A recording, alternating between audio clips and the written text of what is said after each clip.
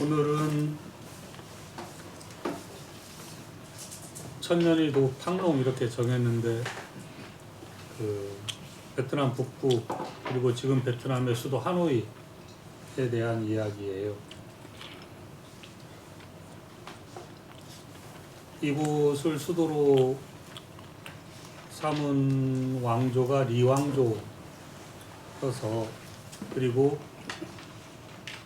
베트남의 거의 이제 기틀을 놓은 왕조가 리왕조이기도 하거든요.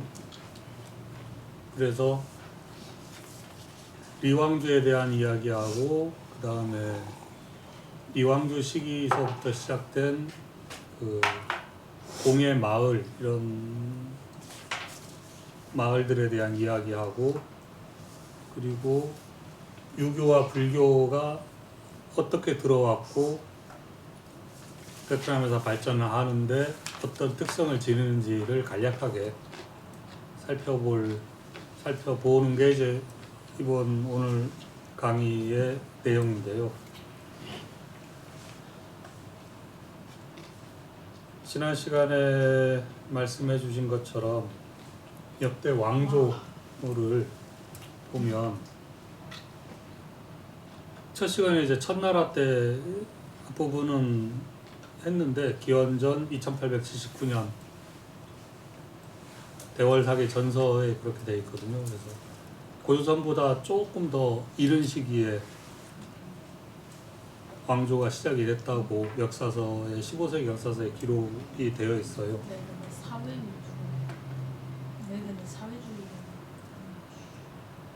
그래서 그 왕조 다음에 특판의 안전부엉 왕조가 이어지고, 이때 이제 진의 침략을 받아요. 진시황의 진의 침략을 받는데 그걸 물리친 거로 되어 있거든요. 몇 년 동안 계속 싸우다가. 그리고 북속 시기에 대해서 우리는 공부를 했죠. 북방에 속한 시기인데 기원전 179년으로 보기도 하고 기원전 111년으로 보기도 해요. 이게 기원전 179년은 그 남머를 포함하지 않은, 남머를 베트남 역사에 포함하지 않으면 이때부터 되고, 기원전 111년은 이제 남머이 한해 멸망한, 그러니까 남머까지 베트남 역사로 포함을 하면 기원전 111년부터 되는 거예요. 그리고 기원 후 938년까지는 나라가 없어요. 1100년쯤. 그리고 938년에 오 왕조가 생기는데, 이때는 특별한 나라를 형성하지 못했어요. 천년 식민지배 이후에 독립만 쟁취했고, 그 다음에 좀 어지러웠어요. 그래서 939년에서부터 967년까지 이어졌고, 본격적으로 국호를 가진 왕조는 딘정이에요. 정왕조가 968년에서 980년까지 이어지는데 국호는 대구월이었고요. 그리고 딩왕조에 이어서 레왕조인데, 이 뒤에도 레왕조가 있어요. 그래서 앞에 거는 전래, 뒤에 거는 후래, 이렇게 구분을 해요. 역사학자들이, 베트남 역사학자들이. 전래 왕조가 980년부터 1009년까지 이어져요. 1009년에 리 왕조가 시작이 돼요. 그리고 1009년에 그 코알르, 지난번에 시간에 봤던 그곳을 수도로 삼았었는데, 1009년에 이 태조가 1009년에 리왕조를 시작했지만 이 태조가 1010년에 하노이로 천도를 해요. 근데 그 당시에 하노이는 물에 많이 잠기던 그런 도시였어요. 좀 이따가 다시 설명을 할게요. 리왕조 하면서. 그리고 1009년에서부터 1225년까지 이제부터 조금 이렇게 한 200 몇십 년씩 왕조가 이어져요. 그 다음에 쩐 왕조가 1400년까지 이어지고, 리 왕조하고 쩐 왕조는 흔히 하나로 묶어서 이야기를 해요. 리쩐 시기 이렇게. 왜냐하면 두 왕조가 조금 발전을 시키긴 했지만 거의 리 왕조의 기틀을 발전하는, 그리고 몽골의 세 차례 침략을 물리치는 정도의 역할을 해요, 왕조가. 그리고 쩐 왕조 말기에는 잠깐 호왕조가 생기는데요. 이 리 왕조서부터 대월이라는 국호를 쓰거든요. 대구월에서 구를 빼고 대월이라는 국호를 동해왕조까지 대월이라는 국호를 쭉 써요. 왕조는 바뀌지만 국호는 그대로 이어져요. 근데 호왕조가 쩐 왕조의 재상이었던 사람이 하도 이제 혼란스러우니까 실권을 잡고 자기가 직접 이제 왕조를 열어요. 근데 명예 침략을 받고 바로 몇 달 만에 무너져 버려요. 그래서 1407년부터 1427년까지는 명에 속한 시기예요. 이때도 북속시기라고 하기도 해요. 명도 이제 북에서 내려왔으니까. 그래서 아무튼 이 시기는 이제 명에 속한 시기가 20년 동안 이어지고, 이 1427년 전에 10년 동안은 남산 의군이라는 이제 조직이, 독립군이 10년 동안 독립투쟁을 벌여서 명을 몰아내고 독립을 쟁취를 하죠. 그렇게 해서 세운 게 레왕조예요. 1428년서부터 1788년까지. 이거를 후레 왕조라고 하는데, 이 후레 왕조 안에는 남북국 시기가 들어있어요. 레 왕조는 이어졌지만 실권자가 남북으로 나뉘어요. 그래서 명목상 황제만 있었고 남쪽에는 다른 실권자, 북쪽에는 다른 실권자에서 서로 막 싸워요. 수십 년 동안. 그런 남북국 시기가 이어지는데 그것도 이제 후레 왕조 속에 그냥 포함을 시켜놨어요. 그리고 이 시기에 중부지방에서는 농민군이 주축이 된 떠이선 서산 왕조가 생기는데요.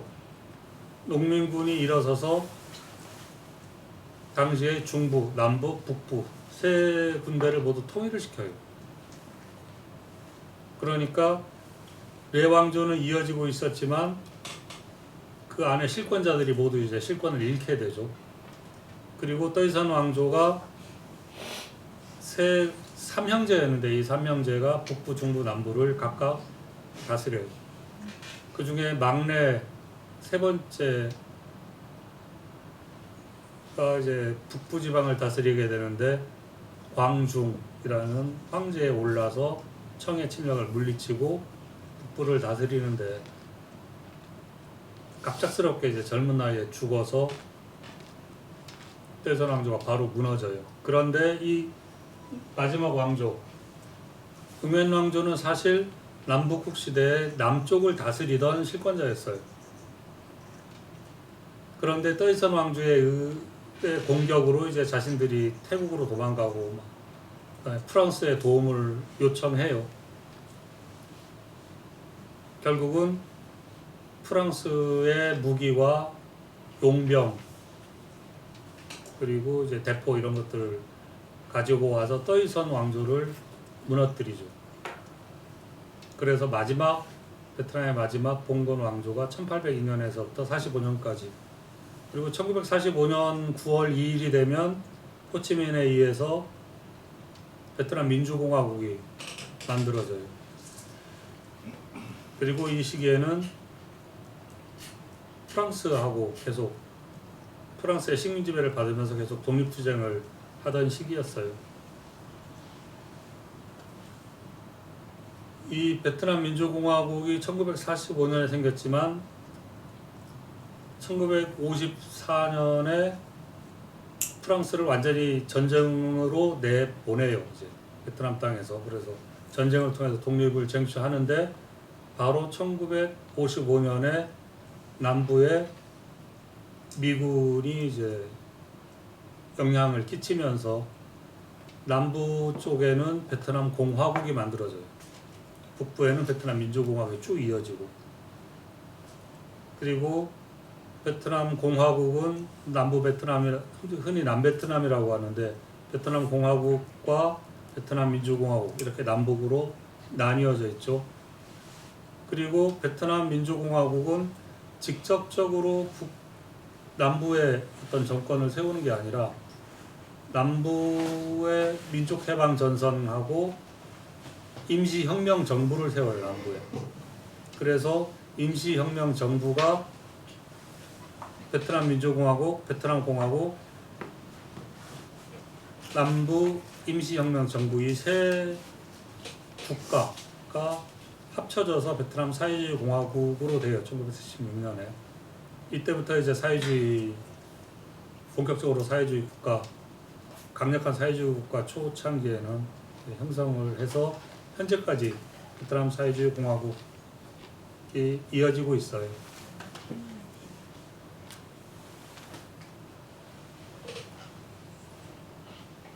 좀 더 자세히 안 해도 되겠죠? 네, 이 정도. 리왕조에 대해서 시작을 해볼게요. 지금 이 사진에 보이는 게 리태조, 이름은 이제 리꽁원인데, 리태조의 스승, 일설에는 아버지의 상이에요. 사찰의 뒤에 모셔져 있는데, 왼쪽에는 이제 원숭이, 오른쪽에는 사자, 그리고 밑에 이렇게 뭐 용이랑 뭐 호랑이랑 뭐 이런 게 있어요. 머리는 이제 승려처럼 됐지만, 이 지역에 전해 내려오는 이야기에 따르면 승려는 아니었고 승려인지 아닌지 모르는, 그러니까 비승비속에, 그리고 사람들에게 뭔가 이렇게 어려운 일이 생기면 도와주고 뭐 병도 치료해주고 이런 일을 하던 좀 기이한 승려 정도로 알려져 있어요. 비가 막 내리는 날 밤에 임신을 한 여성이 이 사찰에 들어와서 아이를 낳아요. 이게 리태조가 되는데, 아버지는 누구인지 알려져 있지 않았어요. 근데 아마 이제 뭐 그 비승비속의 그런 원효처럼 설총을 낳듯이 그렇게 만들어졌는데, 이 여성도 이쪽 마을에서 사람들을 돌보던 약간 무당의 역할을 하던 그런 여성으로 알려져 있는데, 정확한 것들은 전혀 이제 역사서나 이런 데는 전하지 않아요. 그렇게.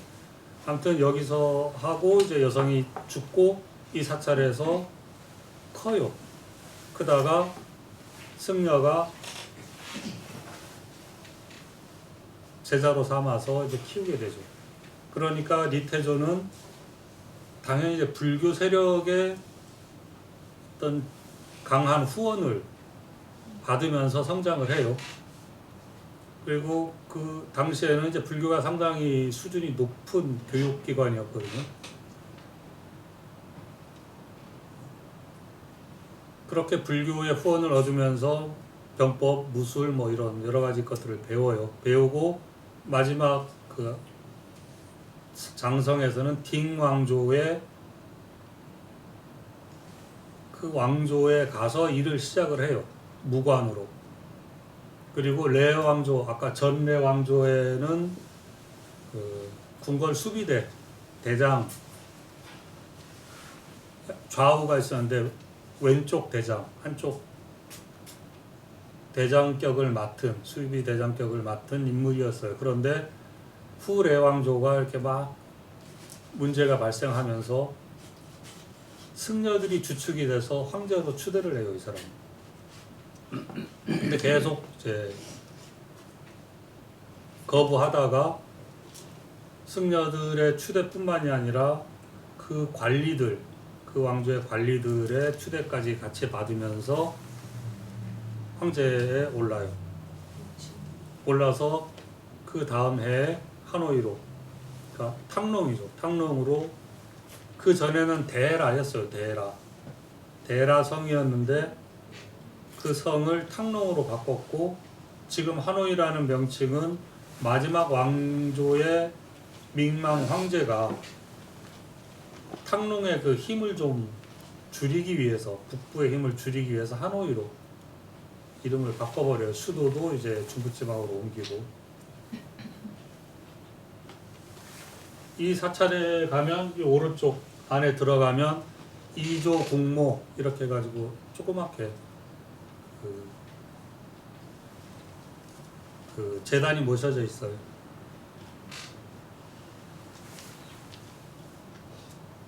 이조 8제조 8명의 황제. 근데 이거는 하노이하고 가까운 광링 지역의 공식적인 이제 리왕조의 사당이에요.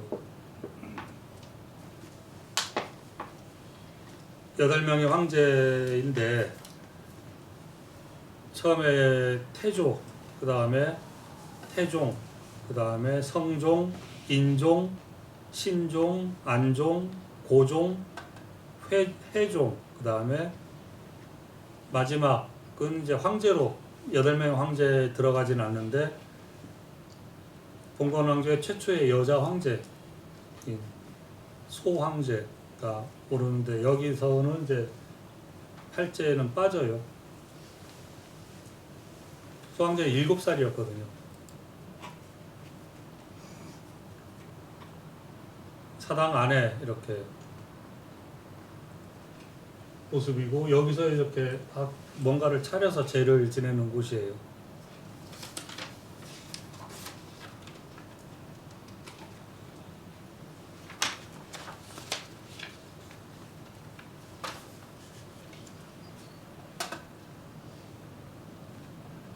여기는 첫 번째 시간에 우리가 봤던 청동북 있죠.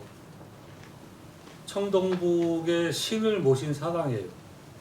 여기서 리왕조가 충성서약 같은 행사를 벌이는데 황제하고 관리들이 모두 여기에 참여를 해요. 그리고 이제 피를 해서 나눠 마시면서 청동북의 신을 청동북 신을 앞에 두고 충성맹세 사역을 하던 그런 곳이에요. 그러니까 청동북이라는 게 뭔가 우리가 생각하는 것보다는 좀 더 신성시하고 뭐 이런 내용을 담고 있다라고 이해할 수가 있겠죠. 이게 홍강인데요. 지금 이거는 이제 올해 모습이에요.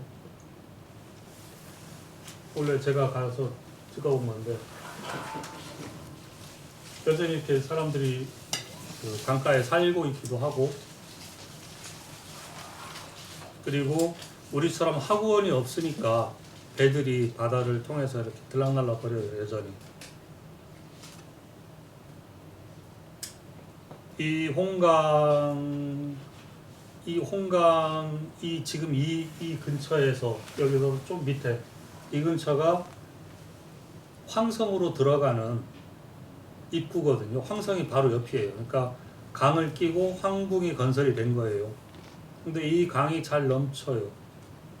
윈난에서부터 내려오는 강이어서 여기는 비가 안 오는데 윈난 쪽에서 비가 오면 이제 한꺼번에 물이 막 내려와서 범람을 하죠. 이게 하노이의 모습인데 왼쪽은 가장 큰 호수 서호이고 이쪽은 좀 작은 호수인데 이렇게 하노이에는 호수가 한 400개 정도 있었어요.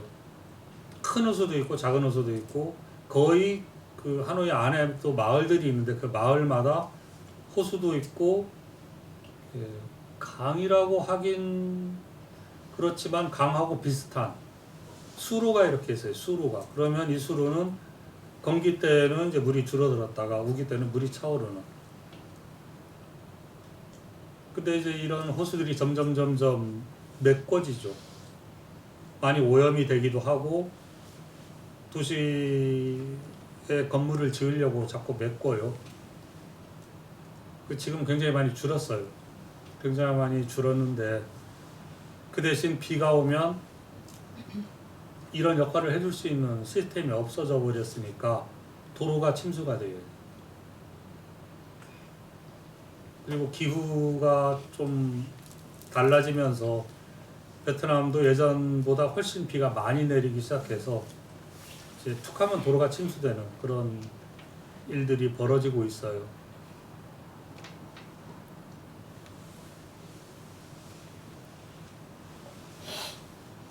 이게 황성의 주요 단문이라고 하는데 오문이라고 하기도 하고 여기는 단문이라고 했어요. 이 리왕조에서는 이 황성을 리태조가 가서 건설을 시작을 해요. 그 1010년에 이쪽으로 옮기는데 이 황성을 건설하기 위해서 수많은 자재들이 필요할 거 아니에요. 벽돌에서부터 기와 그다음에 뭐 이렇게 치수 물을 다스리는 그런 기술들이 갑자기 생겨요. 갑자기. 근데 그 기술들이 어디에서 왔는지는 아직도 몰라요. 근데 이걸 하기 위해서 이 인근에 수많은 마을들이 생겨요. 도자기만 굽는 마을, 그 다음에 실크만 만드는 마을, 이렇게 수공의 마을들이 생기거든요. 근데 이 마을들의 수준이 상당히 뛰어났어요, 당시로서. 이를테면 이 리왕조 시기하고 쩐낭조 시기는 우리의 고려 정도 시기잖아요. 근데 이 시기에 거의 고려에 맞먹는 청자들을 구원해요. 당시에 세계에서 청자를 만들어낼 수 있는, 구원할 수 있는 기술은 고려, 중국, 베트남밖에 없었어요. 다른 데서는 돌 파거나 이제 나무 하거나 뭐 이렇게.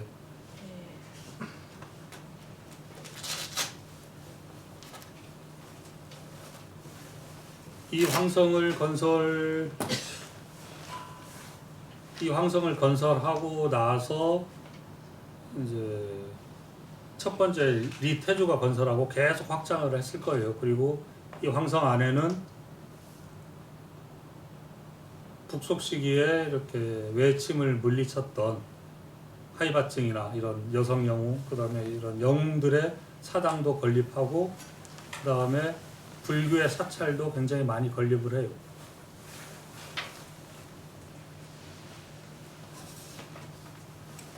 이 하노이는 그 전수도는 이제 카르스트 지형이어서 방어하기에는 굉장히 유리했지만 좁았거든요. 근데 하노이는 굉장히 넓은데 외침이 들어오면 방어하기가 아주 힘들었어요. 순식간에 들어올 수 있어요. 강을 통해서든.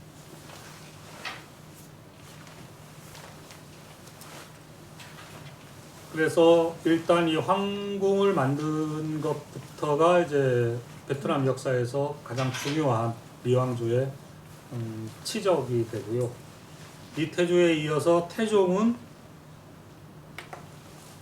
이 리왕조 이 태종도 그런데 태자의 책봉이 되면 궁궐에서 살아가는 게 아니라 마을로 보내줘요. 그래서 마을 사람들하고 같이 일하면서 살아요. 리왕조의 좀 독특한 그런 제도인데 마을에서 살아가면서 마을 사람들하고 일도 하고 전쟁이 일어나거나 어떤 난이 일어나면 마을 사람들을 청년들을 이끌고 가서 싸우기도 하고. 그런데 태자는 그렇게 나가 있고 나머지 왕자들은 궁궐에서 생활을 해요. 그렇게 보내지지 않은 왕자들은. 근데 다음번 이제 황제를 이렇게 옹립을 하려고 하니까 궁궐 안에 있는 어떤 왕자가 내가 황제가 하고 싶어. 그래서 이제 쿠데타를 일으키죠. 두 번째 황제가 그렇게 해서 마을에서 생활하다가 들어오지 못하고 있다가 나중에서 그 관리들이 모두 일어서서 이제 그 난을 진압을 하고 모시고 오죠. 그게 태종인데, 이 태종은 최초로 형법을 만들어요. 형서 법률을 만들고 일주사 한기둥, 기둥이 하나인 그런 사원을 만들어요. 이따가 그 사원도 나올 거예요. 그리고 남쪽으로 참파를 정벌하면서 영토를 확장을 하기도 해요. 그리고 세 번째, 성종이라는 인물이 1054년에서 1072년까지 재위하는데, 1054년에 리성종이 대월이라는 국호를 만들어요. 그렇게 정하고 본격적으로 유교를 도입해요. 1070년에 문묘를 이제 건설을 해서 유교 교육을 시작을 하고, 그 다음 인종 때 돼서는 1075년부터는 과거 시험을 보기 시작해요. 근데 그 이전까지는 왕이 아는 사람이나 관리가 추천하거나 이제 음서제를 통해서 관리 임용을 하는데, 과거제를 통한다는 말은 능력이 있는 관리를 선발한다는 뜻이잖아요. 그리고 이 과거제를 통해서 선발된 관리는 리왕조에 충성하는 관리가 돼요. 나중에 이제 어떤 왕조가 이렇게 남북으로 나뉘어서 막 싸울 때 과거를 보면서 한꺼번에 막 몇백 명씩 관리를 뽑아요.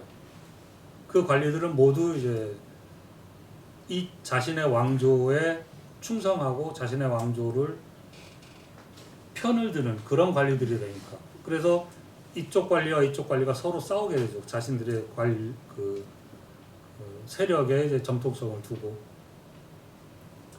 아무튼 1075년에 과거제를 실시하고 1076년에는 문묘 뒤에 국자감을 만들어요. 문묘는 공자하고 제자 그리고 72제자 이렇게 쭉 그 제사를 지내는 어떤 공간이라면, 국자감은 본격적으로 학생을 모집해서 거기서 몇 년 동안 공부를 시키는 그런 기관이죠. 우리의 이제 성균관대학교 하듯이 국자감이 1076년에 설립이 돼요. 그리고 이때 송이 침략을 해 들어오죠. 2차. 전래 왕조 때 한번 침략한 거를 물리쳤고, 이 시기에 송이 다시 침략해와요. 이때는 우리가 잘 아는 왕안섭이 신법을 내세우면서 국내 혼란상을 타개하기 위해서 전쟁을 일으키는 거죠. 그 다음에 신종, 영종, 고종 이렇게 쭉 이어지면서 점점점 이제 힘이 약해져요.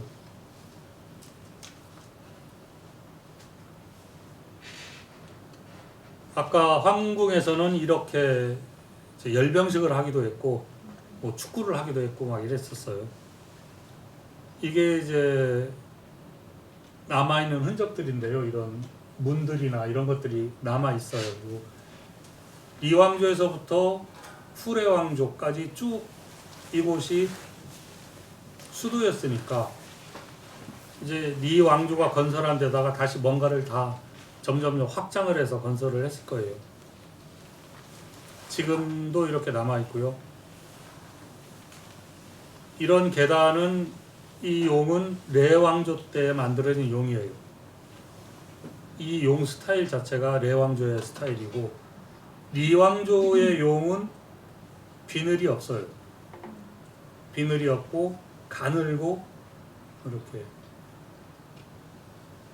굉장히 좀 부드러운 그런 이미지예요. 위압적이지 않고. 이게 한 기둥, 오. 기둥 하나를 두고 이렇게 건물을 올렸어. 이거는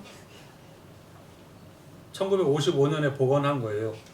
1954년에 프랑스군이 하노이에서 이제 떠날 때 폭파하고 가버렸어, 이걸. 그래서 55년에 새로 다시 지은 거예요.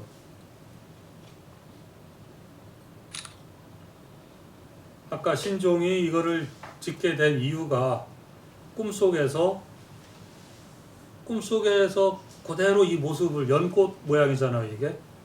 꿈속에서 그대로 이 모습의 어떤, 안 보여요? 이곳에 이제 남자아이가, 관세음보살이 남자아이를 이렇게 건네는 것을 꿈을 꾸고 그대로 그 모습을 이렇게 지어서, 다른 나라에서는 보기 힘든 좀 독특한 건축 형식이죠. 이게 그 안에 내부 모습이에요. 관세음보살이 모셔져 있는.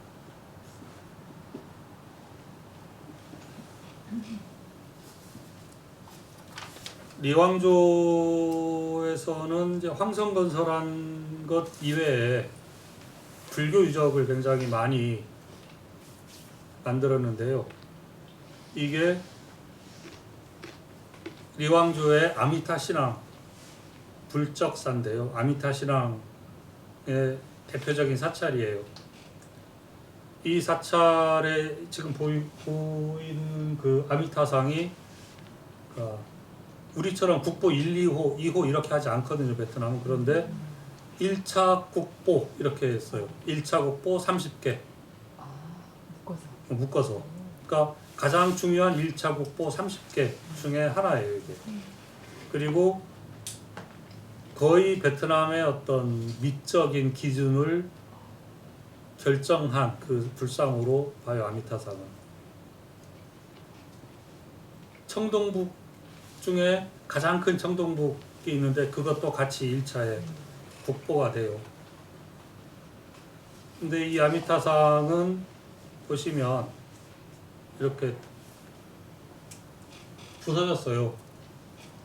프랑스군이 이제 총으로 쏘고 가가지고 다 부수고 가가지고 다시 조각조각 이어붙인 거예요. 그리고 돌로 만들어졌지만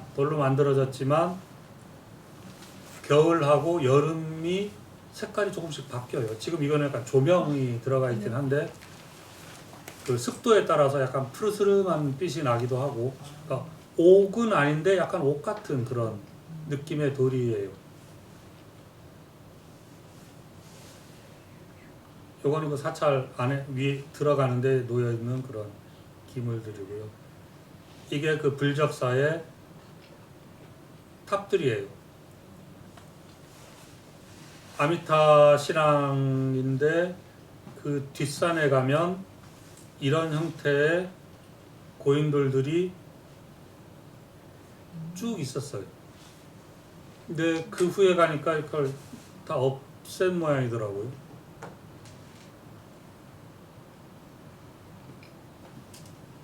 이렇게 해서 한편에는 리왕조의 어떤 아미타 신앙이 이 산 그리고 이 사찰을 중심으로 형성이 돼요. 이 사찰을 그 당시에 지었고, 그 다음에 이제 관세음 신앙을 하는데, 그 관세음 신앙지를 가려면 강 같은 곳을 한 1시간도 넘게 배를 타고 가야 돼요. 아니면 이제 산을 넘어가야 되는데 그거는 며칠이 걸리니까 배를 타고 이제 리왕조의 관음 성지로 가게 되는데요. 도착하면 사찰이 있고, 이 사찰에서 한참 걸어가면 동굴이 나와요. 동굴이 나오고 이 종유석인데, 이곳이 관음신앙의 대표적인 리왕조의 관음신앙 성지예요. 이곳이 관음성지가 된 어떤 전설은 공주가 있었는데 계속 수행을 하고 싶어 했어요. 사찰에 가서 이렇게 하고. 그러니까 왕이 그 공주를 미워했죠. 그 사찰도 막 이제 없애버리고 공주가 이 곳으로 도망와요. 도망을 와서 9년 동안 여기서 수행을 하고 이제 어떤 관세음보살의 그런 깨달음을 얻어요. 그리고 아버지가 이제 불치병에 걸리고 아버지를 치료해주고 뭐 이런 우리의 약간 바리떼기 같은 그런 전설을 갖고 있는 곳이어서 이곳이 축제가 거의 한 2달 동안 열리는데 그때 되면 이렇게 발 디딜 틈이 없이 사람들이 찾아가요. 그 내부에 여러 가지 이제 머물렀던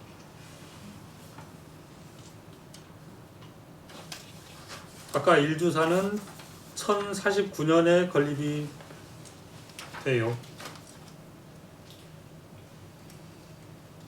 그리고 아까 아미타 신앙은 1057년에 건립이 되고요. 이때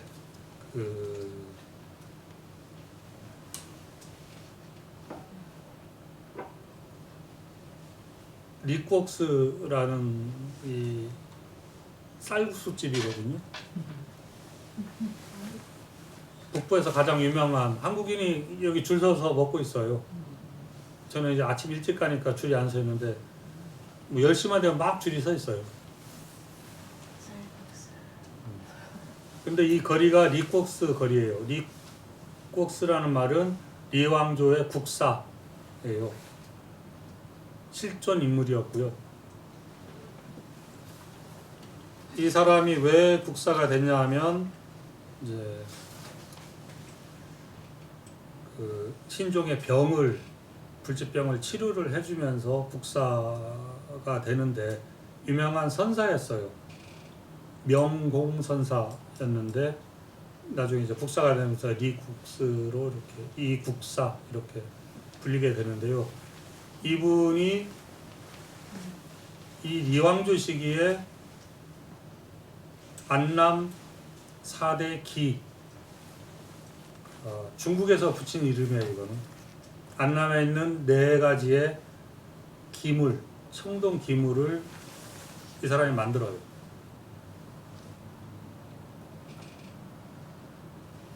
그 첫 번째가 보천탑인데요. 하노이 대성당이에요. 이게 성 요셉 성당. 근데 이 자리에 보천탑이 있었어요. 사찰이 있었고. 근데 이 보천탑이 12층이었는데 그 제일 위에 첨탑 부분에 청동으로 굉장히 크게 이렇게 장식이 되어 있었어요. 그게 이제 안남 4대 기물 중에 첫 번째 기물이 되는데 탑 자체는 돌하고 벽돌로 이렇게 쌓아 올렸어요. 그리고 제일 윗부분에만 청동으로 그게 올라가 있었는데 이 높이가 7, 80m 정도로 추정을 하고 있어요. 그러니까 황룡사 9층 탑하고 거의 이제 비슷비슷한 그런 정도의 높이예요.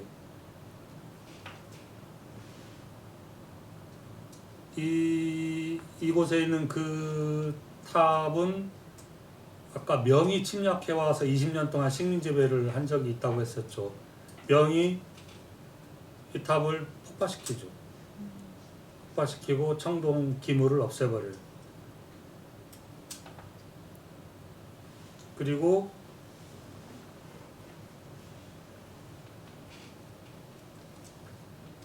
두 번째는 종이 있어요. 종. 아까 일주사 옆에 종을 크게 주조를 해서 이제 일주사에 걸려고 했는데 종이 너무 커서 그거를 이제 걸 만한 기술을 그걸 이제 지탱할 만한 그걸 걸 수가 없었어요. 그래서 그냥 밭에다가 덮고 거북이들이 거기서 이제 그냥 살았다고 해요. 그래서 거대한 어마어마한 종을 주조를 했는데 그게 이제 두 번째 기물이었고 세 번째는 보명사라는 사찰에 있는 솥이었어요. 거대한 솥인데 그 연산에 가면 충청도 연산에 가면 개태사에 가면 큰 솥이 하나 있거든요. 그러니까 한 성인 한 3명 정도 이렇게 할 정도로. 근데 이 솥은 뭐 전설에 따르면 사람이 이렇게 반나절을 해야 이제 들러서 갈 수 있을 정도의 큰 솥이라는데 그거는 좀 과장일 테고 아무튼 기물에 들어갈 만큼 굉장히 큰 솥이었나 봐요. 그리고 네 번째는 경림사에 있는 미륵불상인데 한 20m 정도 되는 청동불이었어요. 이것들이 모두 명 때 다 이제 명이 부숴버리죠. 다 없애고. 근데 이 네 가지 기물을 만든 게 아까 유명한 쌀국수집 이름인 그 이국사가 만들었어요. 그러니까 상당한 그 청동도 필요로 했겠고 기술도 상당히 필요했겠죠. 그리고 솥이나 이렇게 미륵불이나 이런 것들은 솥도 이제 미륵을 상징하거든요. 미래의 어떤. 그래서 개태사도 미륵불, 미래에 오는 어떤 그런 불을 상징하면서 솥을 만드는데 꼭대기 그 탑 꼭대기의 어떤 첨탑이 어떤 형태였는지는 모르겠어요. 그렇지만 뭐 미륵불상이라든가 큰 종이라든가 뭐 솥이라든가 이런 걸 보면 뭔가 이제 리왕주 시기에 이 불교 혹은 리왕주가 추구하고자 했던 어떤 것이 그런 걸 담고 있지 않을까 라는 생각이 들어서 남아 있었으면 좋았겠지만 남아 있을 수도 없었을 거예요. 명 이후에도 그다음에 프랑스도 그렇고 사실 이 성당도 사찰이 남아 있었어요. 근데 그 사찰을 프랑스가 교묘하게 이제 그 사찰은 주인이 없잖아요. 주인 없으니까 프랑스가 자기들 땅이라고 그냥 가져갔어요. 그래서 그 사찰을 쫙 밀어버리고 대성당을 짓죠.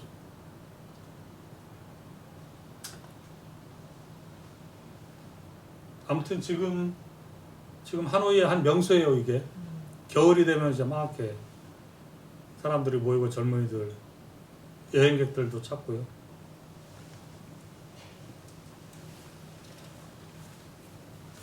(1075년에서 77년) 사이에는 송하고 전쟁을 벌이는데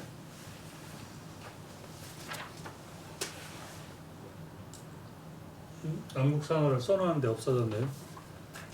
그 베트남의 첫 번째 독립선언서라고 불리는 남국산하라는 시가 있어요. 이게 리턴겟이라는 인물이 송하고 이렇게 계속 싸우면서 밀리고 이러면서 계속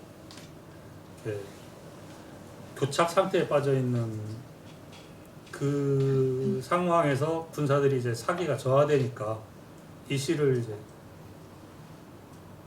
읊었다고 전해지는데요. 남국산하 남제거예요. 첫 문장이 남쪽 나라의 산과 강에는 남쪽 황제가 거한다. 그러니까 우리도 이제 고려시대 때는 황제라고 했죠. 밖에서는 이제 중국하고 할 때는 왕이라고 했지만 이제 자체적으로는 황제라고 했어요. 다른 나라에서도 그렇죠. 베트남도 마찬가지였죠. 그 다음에 절연정분 제1000서 천서에 그 경계가 남과 북이 명확하게 이렇게 나눠져 있는데 어찌하여 너희 오랑캐는 여기서 송나라예요. 오랑캐가 어찌하여 쳐들어오느냐. 너희는 반드시 패배를 당해서 물러나게 될 것이다. 이렇게. 여기서 이런 의식이 계속 이어져요. 남제라는 의식이. 나중에 명하고 할 때도 공연자에도 똑같이 이런 남제, 남쪽에는 남쪽에 황제가 있다라는 의식을 드러내서 이제 독립을 하게 되는데요.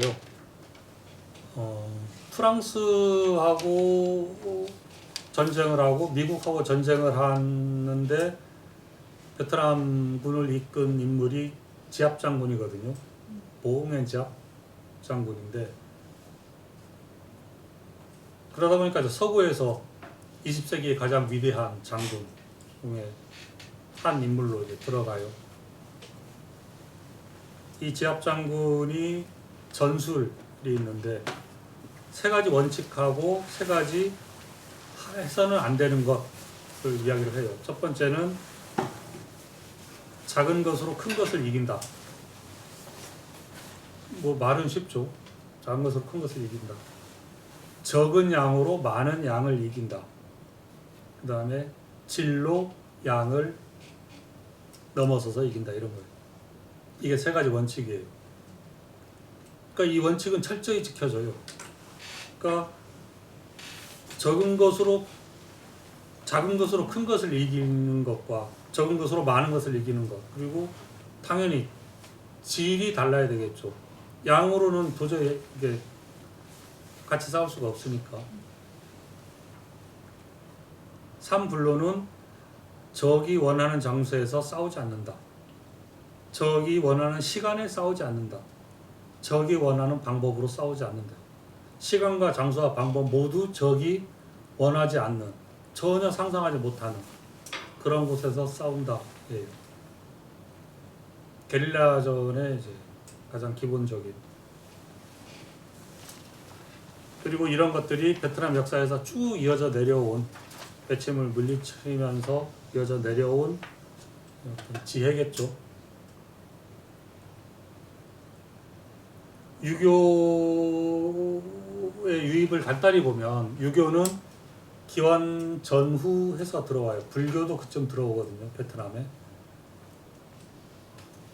우리도 유교가 그쯤 들어올 거예요. 고구려에 먼저. 근데 우리는 이제 조선의 성리학을 유교를 이렇게 중심으로 생각하다 보니까 그런데, 이 국자감에 가면 이 세 명의 이제 황제가 2층에 모셔져 있는데, 첫 번째는 아까 국자감을 만든 리왕조의 황제, 문묘를 만든 황제, 국자감을 만든 황제, 그리고 후레 왕조의 그 진사비를 만든 황제가 있어요. 그리고 성종인데, 여성종인데요. 이 여성종 때는 베트남이 본격적으로 불교가 베트남 사회에 완전히 정착한 시기였어요. 이 시기에는 불교를 탄압하기까지 해요.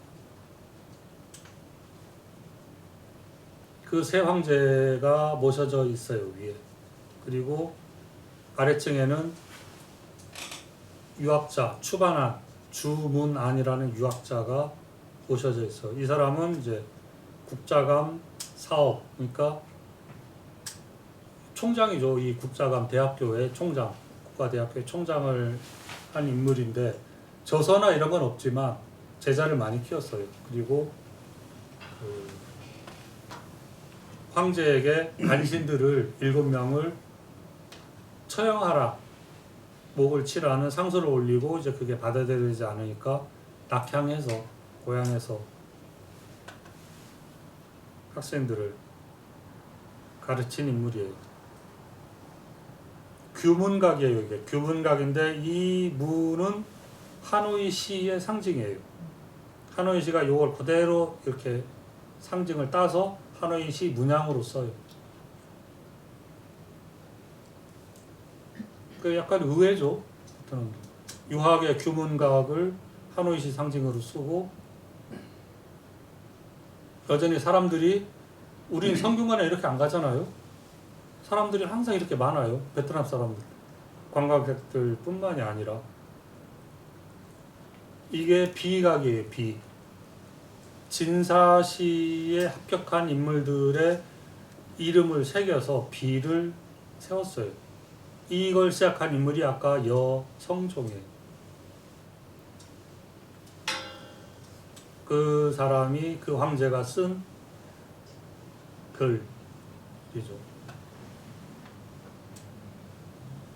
뭐 현재는 국가의 원기다 이렇게.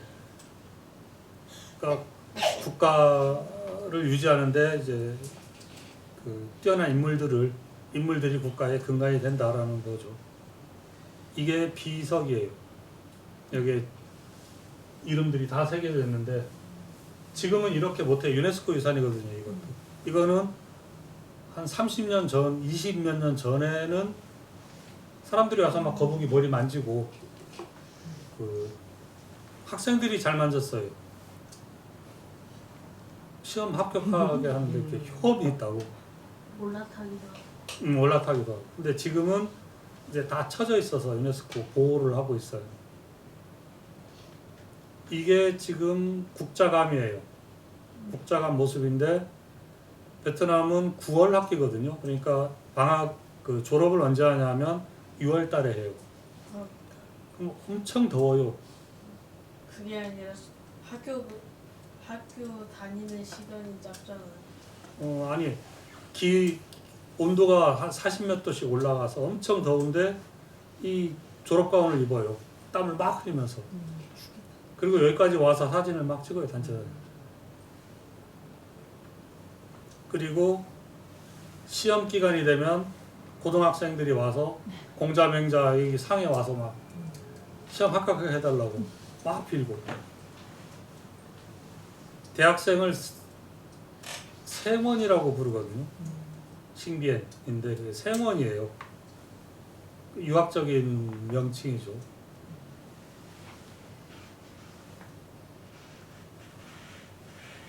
이 불교가 기원 전후에 들어오는데 한 특징이 뭐냐 하면 한 나라가 베트남을 식민지배하는데 자신들이 식민지배를 하기 위한 시스템으로 유학을 가지고 들어와요.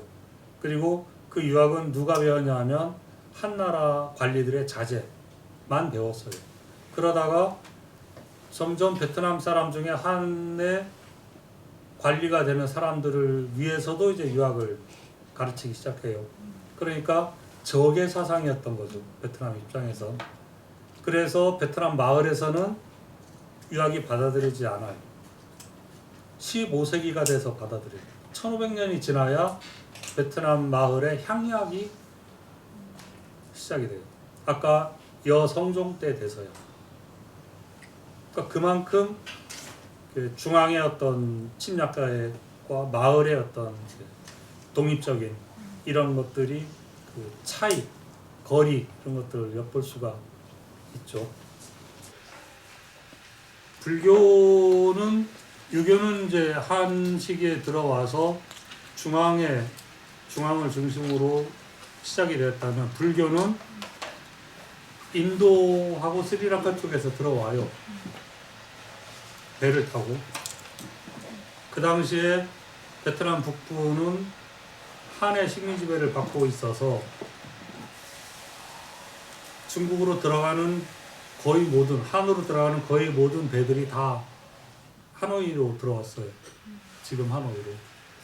그리고 밖으로 나가는 것도 중국에서 나가는 것도 다 하노이를 통해서 나가는 그런 교차로였거든요. 거기가.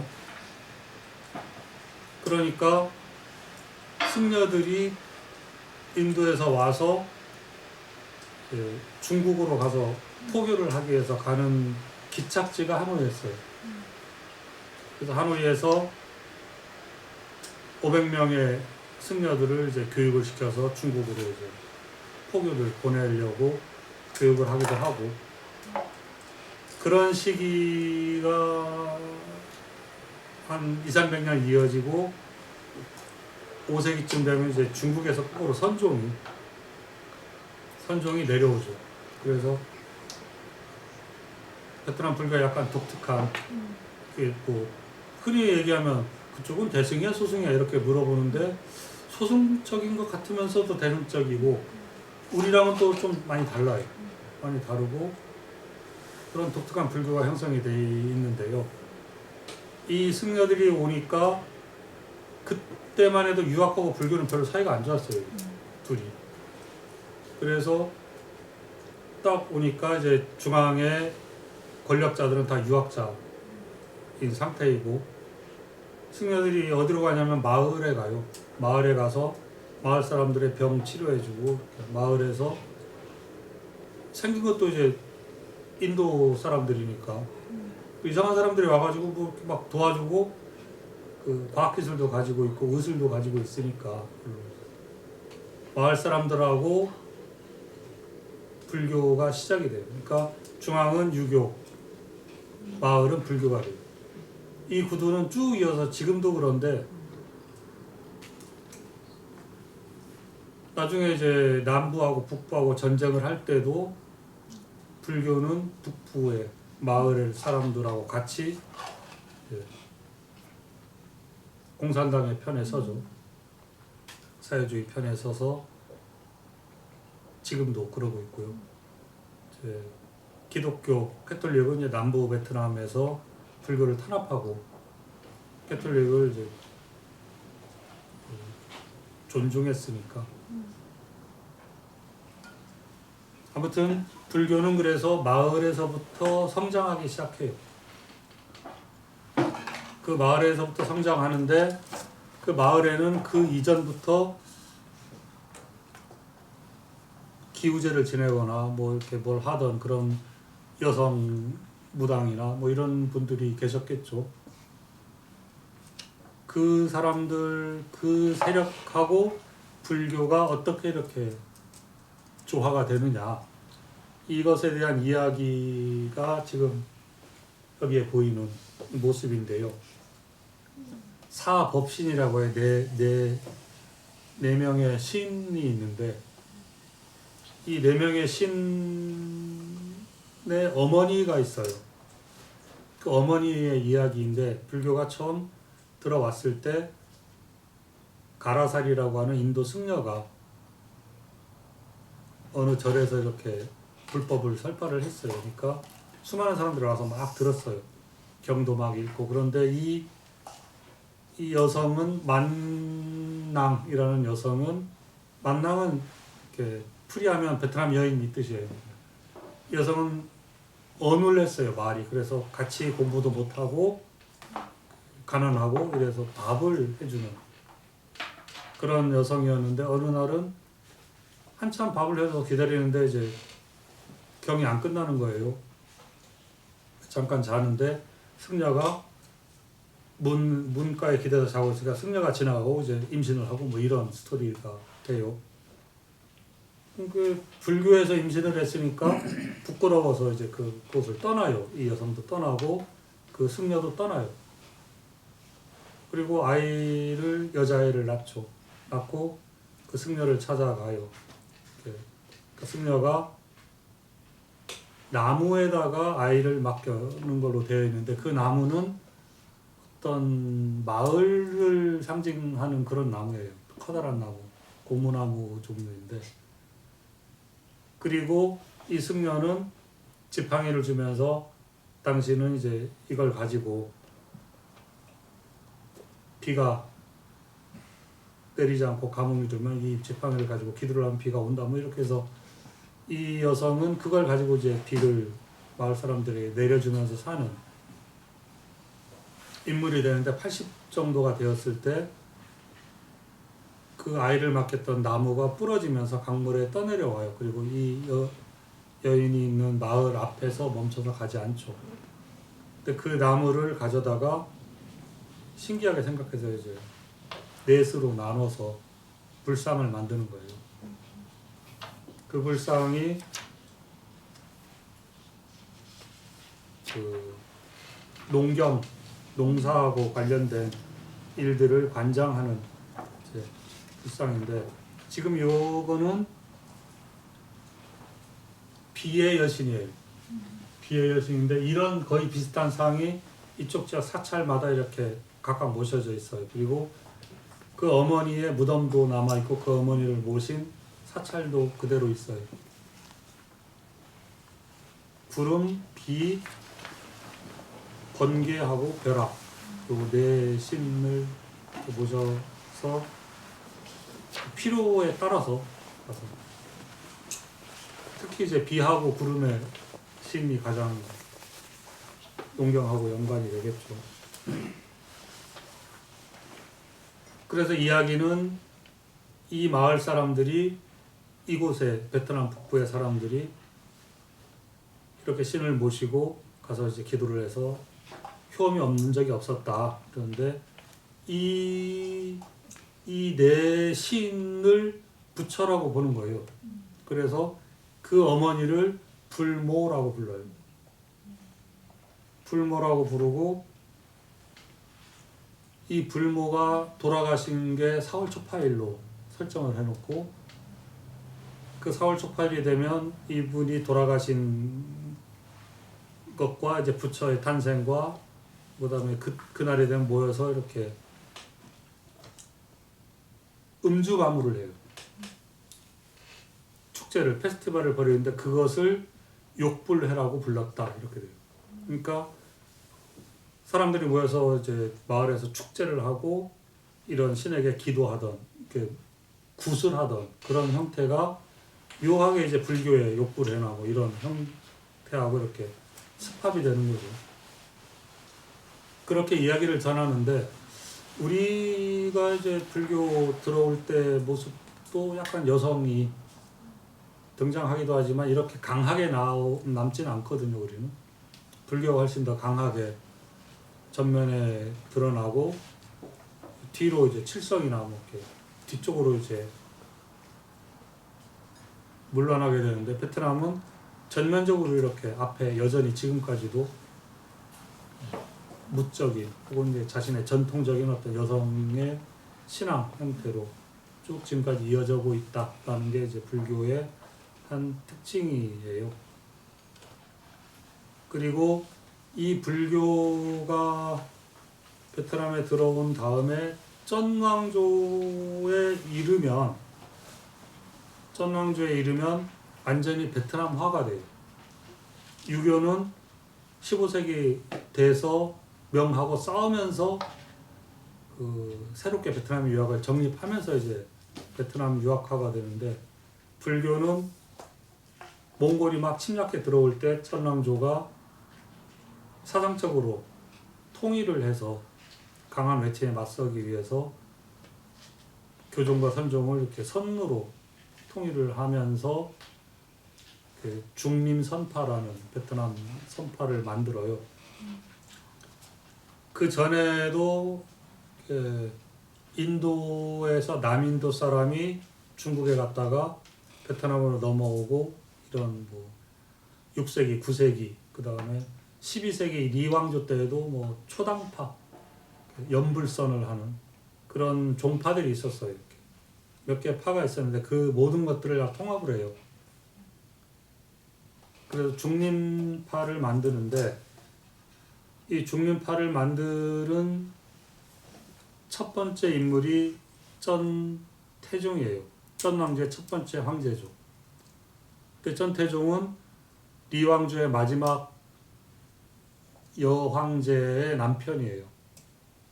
그러니까 7살 때 같이 놀도록 하고 이제 8살 때 결혼을 시키고 남편에게 이제 주는 거죠. 왕위를. 리왕조에서 쩐왕조로 바뀌는 게 그렇게 바뀌어요. 그런데 민심은 여전히 리왕조에 있어서 결국은 쩐왕조가 리왕조의 황족들을 다 몰살을 시키죠. 그냥 두면 이제 반란이 일어날 것 같으니까. 그때 이제 한국으로 넘어온 화산이 씨들이 넘어와서 화산이 씨가 됐고, 그 첫 번째 황제가 그 리왕조의 황제의 황후죠. 이제 황후인데 애를 한 번 유산하고 나서 20살까지 아이가 안 생기니까 그 삼촌 권력자가 폐서인을 시켜서 쫓아내요. 그리고 벌써 어디서 임신이 되어 있는 상태에 쩐씨 집안의 여성을 강제로 빼앗아다가 황후를 시켜요. 아이가 안 생기면 이제 혼란스러우니까 무리수를 둔 거죠. 그러니까 그 여성을 강제로 빼앗긴 쩐씨 집안에서도 이제 원한이 생겨버렸고, 이 전태종은 갑자기 어느 날 임신한 누군가가 내 마누라가 되고 내 사랑하는 7살 때부터 쭉 사랑하는 그 나의 아내는 쫓겨나서 죽을 수 있는 상황에 처했고 그래서 이 산으로 가요. 말을 타고 가서 이제 이 산에 올라가가지고 나 세상 살기 싫다 이러고 올라. 그런데 여기서 만난 이제 선사하고 대화를 나누다가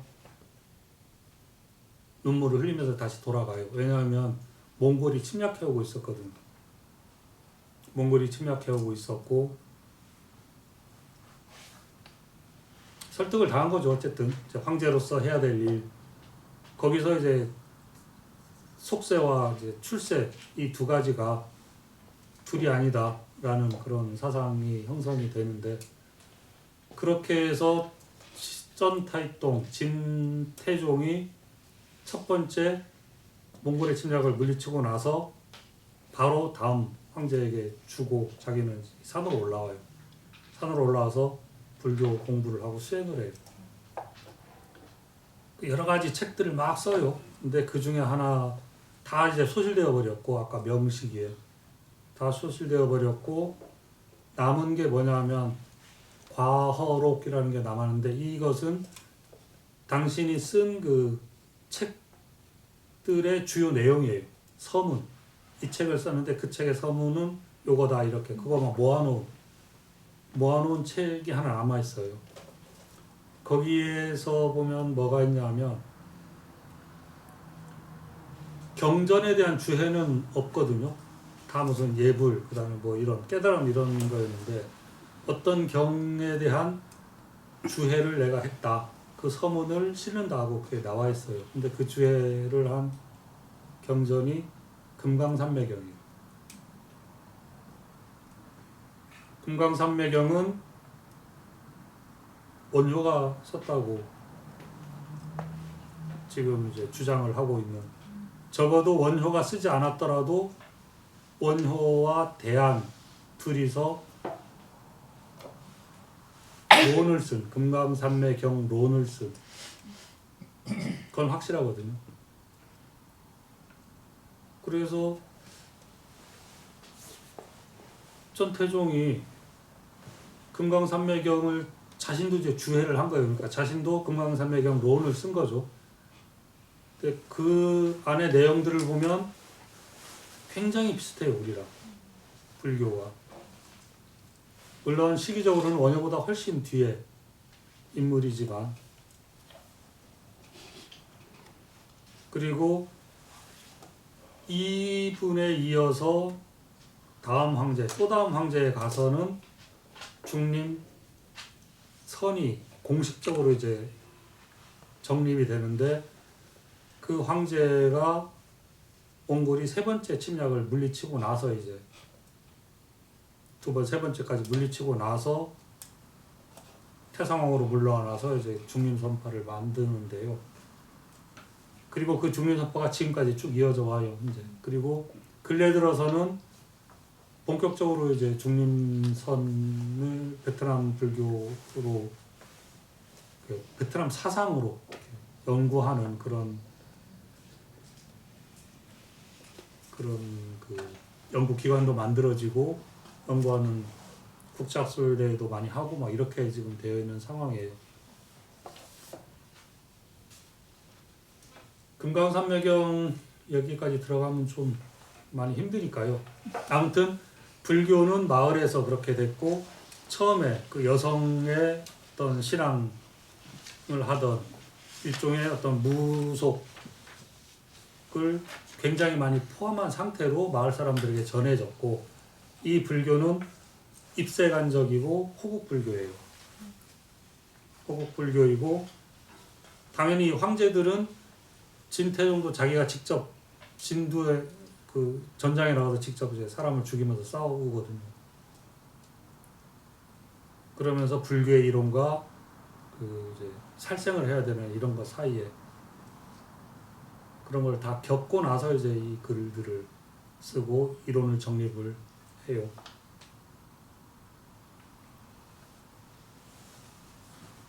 이 산이 구름이 되게 많아요. 구름이 막 왔다 갔다 해서 이거는 작년 말에 제가 여기 국제학술회의 때 가서 발표하고 다음날 그냥 뒷동산에 조금만 올라갔다 올 줄 알았는데 정상까지 가가지고 다들 막 초토화된 같이 간 교수들이랑 다 이제 죽을 뻔했던. 근데 가니까 또 이렇게 그 앉아서 이렇게 올라갔다 내려올 때까지 계속 이러고 이렇게 하시는 분도 있더라고요. 이렇게 쭉 이 산 요 앞쪽이 바다예요. 동해. 베트남에서는 동해죠. 지난번에 봤던 그 정상 모습이고요. 전년동 인종이 수행하던 절벽 밑에 이쪽에 들어가면 조그맣게 물이 나와요. 물만 나오면 이제 뭐 수행을 할 수 있죠. 물 먹고 소금이랑 뭐 이렇게 갖다가 그 안의 모습이에요. 그리고 인종의 사리탑이에요. 인종이 이제 지난 시간에 봤던 이제 그 황금빛 승려 그 부분의 모습인데 그 다비를 하고 나니까 한 3,000개 정도의 사리가 나왔는데 사리가 하얀 게 아니라 이제 여러 가지 색이에요. 빨간색, 초록색 막 여러 가지 색 사리가 나와서 이 탑에는 확실하게 있어요. 사리가 확실하게 있는데 나머지 곳곳에 이제 나눠서 했는데 어디에 어떻게 되어 있는지는 아직도 명확하게 이제 밝혀지지 않은. 왜냐하면 이제 진 왕조의 그 무덤이 신라처럼 이제 큰 무덤을 만드는데요. 몽골이 침략해서 그 무덤을 다 파헤치거든요. 다 없애버려요. 그러니까 이런데도 이제 사리탑이라고 알려졌으니까 다 부셔서 다 없애버릴 테니까 그 곳곳에 분산을 시켰던 것 같아요. 리왕조에 이어서 이제 리왕조를 기틀을 잡고 진왕조가 그대로 리왕조 것을 이제 발전을 시켜요. 그러면서 불교를 완전히 베트남화 시키고 그 다음 레왕조에 이르러서야 유학이 이제 베트남화 되고 지금도 마을마다 좀 큰 마을에는 다 사찰이 있어요. 마을 사찰. 근데 유학은 없죠. 유학은 할아버지들이 조금 이제 유학 작품의 모습으로 한자 이렇게 좀 아시는 분 있고 불교는 여전히 이제 베트남 북부 마을에서는 불교는 여전히 사람들에게 신앙 대상이 되고 있어요. 재미없는 유교 불교 얘기는 그만하고 그 베트남 북부 리왕조 시기에 만들어진 그 마을들이 있어요. 마을. 이거는 지금 도자기 마을 모습이거든요. 탄이잖아, 탄. 탄을 말려서 도자기 구울 때 쓰려고. 시멘트가 아니었구나. 탄, 연탄은. 그 다음에 이거는 이제 실크 마을의 실크를 만드는 모습인데요.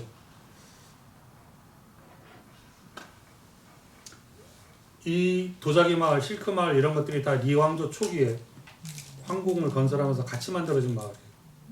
그러니까 다들 1000년이 넘도록 지금도 만들고 있어요. 그러니까 이거는 제가 하는 것보다 그 조금 괜찮은 동영상을 찾아서 자막을 해서 왔거든요. 이거를 보시는 게 더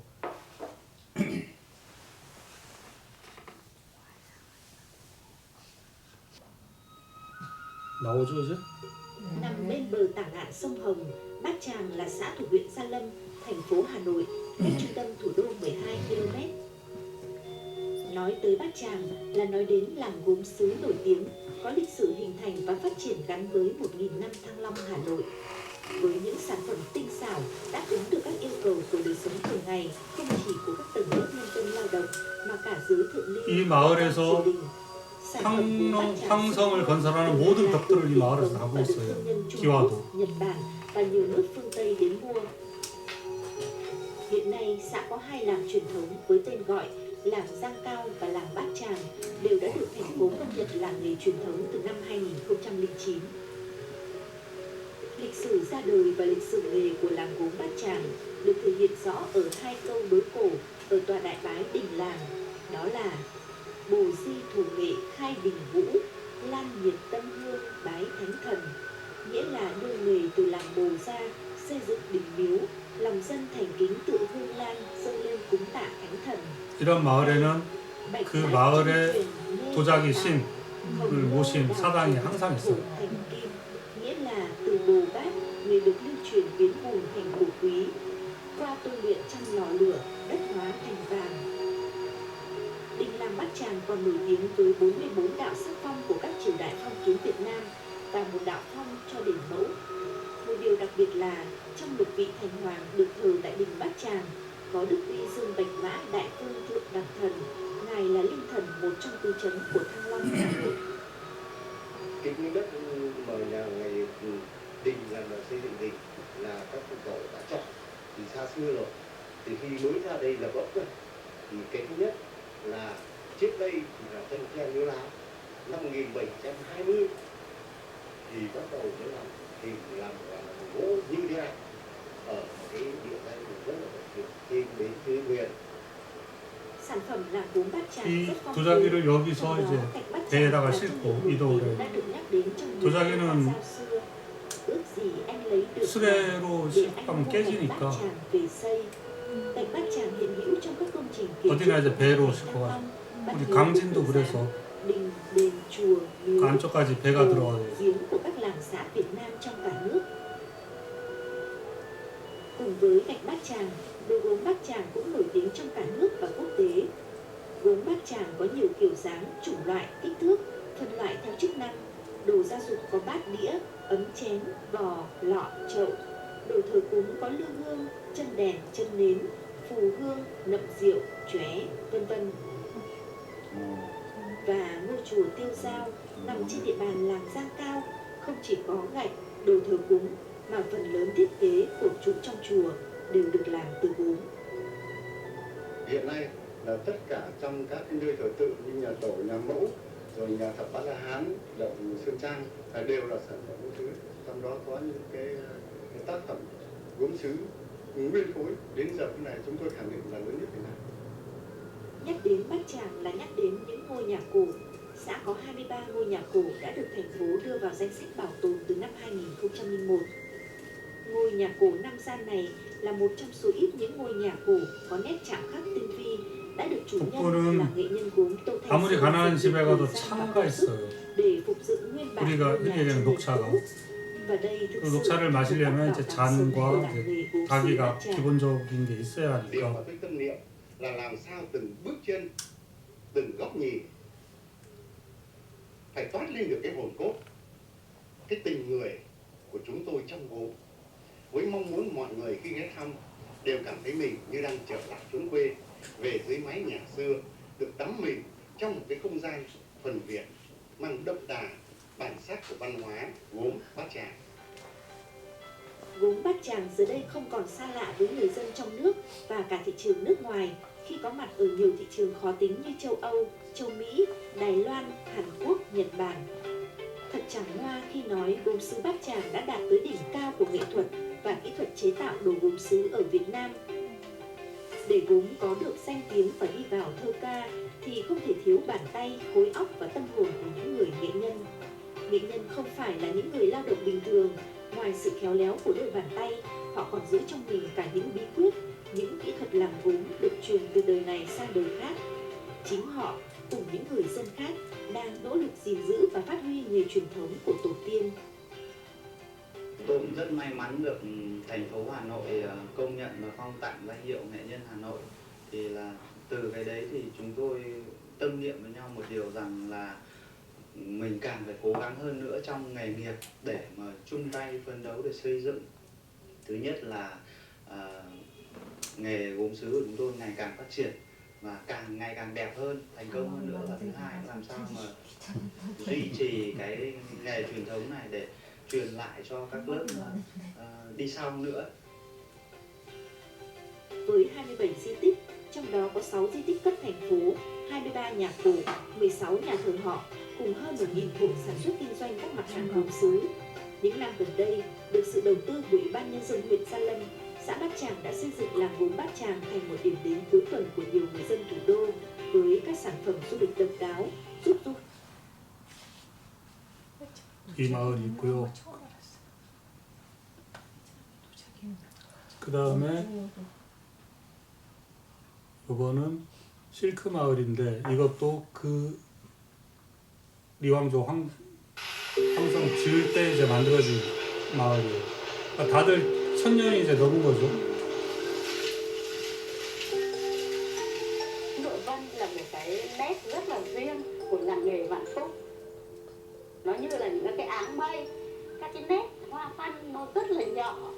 Khi mà sử dụng thì nó lại rất là mát mà nó thoáng.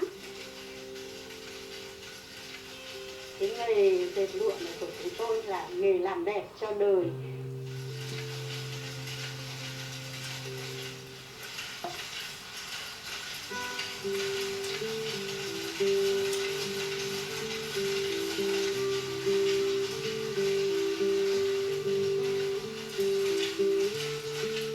Nếu nói về tuổi nghề thì chúng tôi đã được trên 50 năm nay rồi. Sống trong một làng nghề thì bố mẹ làm nghề là mình từ nhỏ là mình làm được những cái việc gì thì mình phải làm cùng với bố mẹ để cho đến lúc khi mà mình 할머니에서 đã lớn lên, gần như các cái 가까운 công việc 곳에 của làng 형성된 nghề 마을들이에요. đã thành thạo rồi. Để sản xuất lụa thì nó có rất nhiều công đoạn. Trước đây là mình phải chọn tơ, thế nhưng bây giờ thì càng ngày các cái công nghệ để làm ra tơ nó càng ngày nó càng tiên tiến hơn. Chính vì như vậy là cái khâu chọn tơ nó đã giảm đi.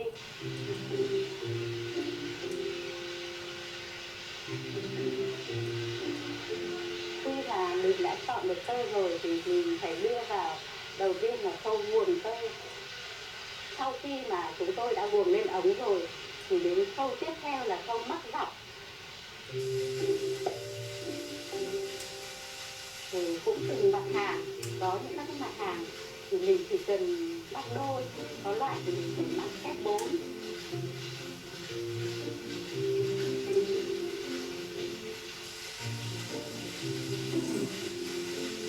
Để phục vụ cho người dệt là lại phải có một khâu để suốt thành từng cái suốt nhỏ để đưa vào từng cái dệt một. những mảnh lụa được dệt khởi hành trong sợi tơ ngang và sợi dọc. Sợi dọc chạy lên xuống thông qua khâu mắc dọc, sợi ngang chạy qua lại bởi cuộn suốt đặt bên trong con thoi. Dù đã có sự hỗ trợ từ máy móc, nhưng quá trình dệt đòi hỏi người thợ phải túc trực 24/24 để kịp thời phát hiện ra lỗi hoặc rút tơ khi cần. Chỉ cần một sơ suất nhỏ, tấm lụa sẽ được coi không đạt yêu cầu. Tất cả các cái khâu cho đến người dệt cũng phải là nắn nót trên một cái máy dệt có thể trên 10.000 sợi dọc. Thế nhưng mà thợ dệt là phải chăm chú và phải cẩn thận để cho không để cho bị đứt sợi và cũng như là không để cho bị lỗi ngang thì để nó mới ra được những các cái sản phẩm đẹp. Cho nên là từ khâu nhỏ nhất cho đến các cái khâu lớn là cũng đều phải thận trọng và phải rất là cẩn thận tỉ mỉ trong từng công đoạn.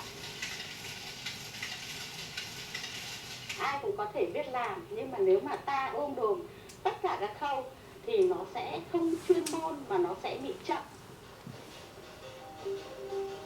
Để có được những tấm lụa tơ tằm đầy màu sắc phong phú, phải trải qua công đoạn nhuộm với quy trình công phu.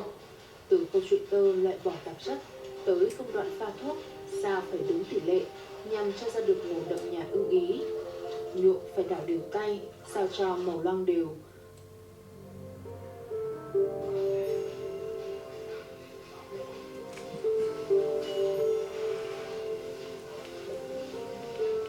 Tiếp đến, lụa vời. Tất cả đòi hỏi người thợ phải chú ý để cho ra được một thành phẩm tốt, đạt chất lượng, màu lên rõ nét.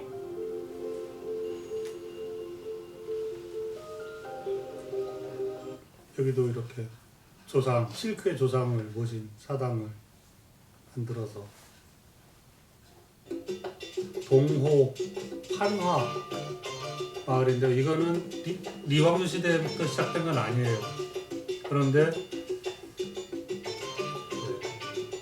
새해가 되면 그 해에 어떤 뭐 쥐해가 되면 쥐를 그 세시화라고 하던가요. 아무튼 새해가 되면 이제 만들어서 1년 동안 이제 걸어두고 보는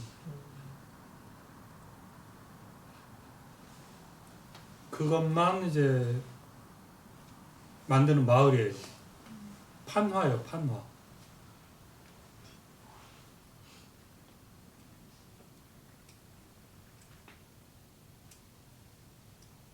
Từ xa xưa, những bức tranh này đã đi vào trong tâm thức của người Việt. Chỉ bằng những bản khắc gỗ đục bằng tay và màu sắc từ cây cỏ thiên nhiên, người Việt xưa đã sáng tạo nên một dòng tranh mang đậm chất dân gian.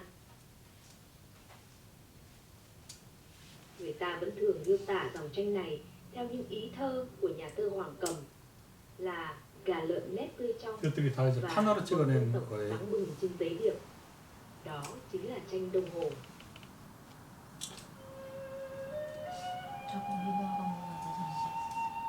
Từ Hà Nội, chỉ cần đi khoảng hơn 35 cây số dọc theo bờ nam con sông Đuống là đến được làng Đông Hồ.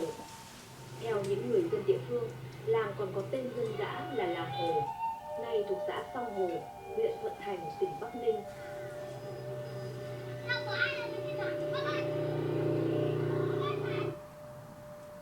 Ngôi làng hiện giờ vẫn còn giữ được nhiều nét thuần Việt của một làng quê Bắc Bộ. Nhưng đặc biệt hơn cả, ở bất kỳ nơi nào trong làng, người ta cũng thấy dấu ấn của nghề làm tranh.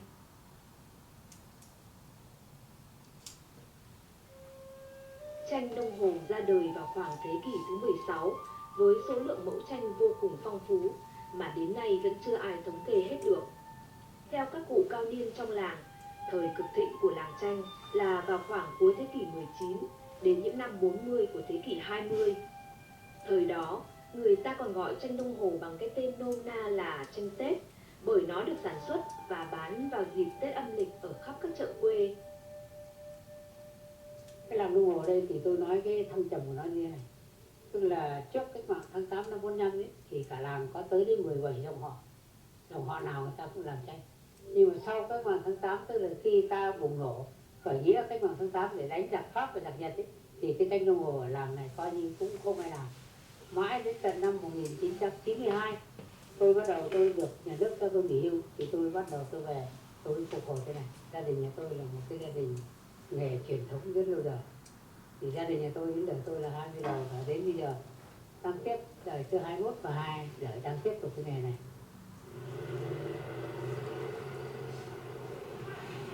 Cũng giống như bao làng nghề truyền thống khác, làng tranh Đông Hồ đã phải đối mặt với nguy cơ mai một, thậm chí là biến mất.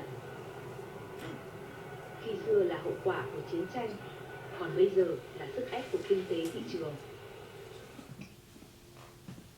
Từ 17 dòng họ, cho đến nay chỉ còn 2 dòng họ vẫn giữ được nghề truyền thống, là dòng họ của nghệ nhân Nguyễn Đăng Chế và nghệ nhân Nguyễn Hữu Sang.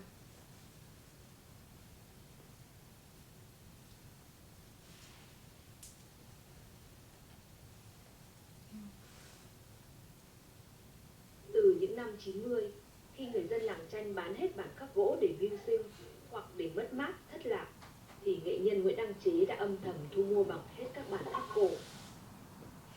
Cho đến nay, ông đã lưu giữ được gần 100 bản khắc cổ, trong đó có những bản quý hiếm đã hơn 200 năm tuổi. Ông cũng phục chế được hàng trăm bản khắc khác.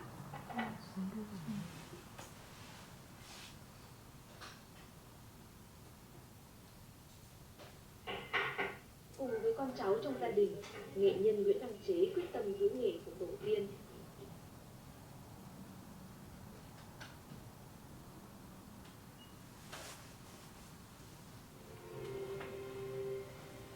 Thì khi phục hồi cái này thì nói được rất là vất vả chứ không phải là tôi đơn thuần, nhưng mà có cái là tôi thì mình có tâm, mà tôi nghĩ là nếu mà mình là có nghề, mình lại có tâm mà mình không làm thì tôi nghĩ đây là mình có tội với quê hương, có tội với đất nước.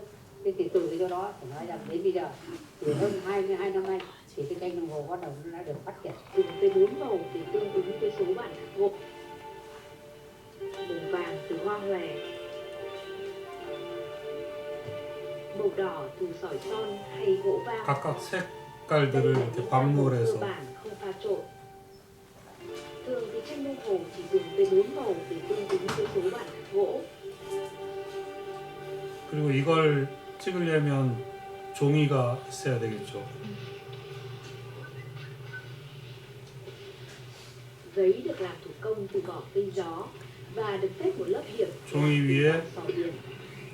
조개가루나 이제 이런 것들을 하얗게 칠해요. 그럼 좀 두꺼워지고 광택이 나서 그 위에 이제 한화.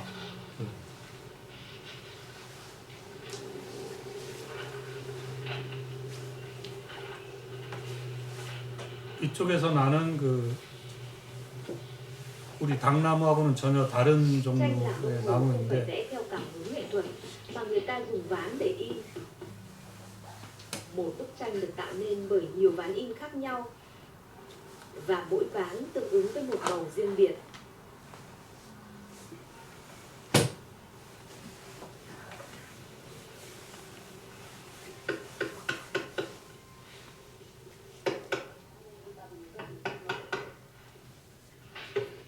Chỉ những người thợ lành nghề mới có thể khắc những tấm ván in đạt đến trình độ tinh xảo.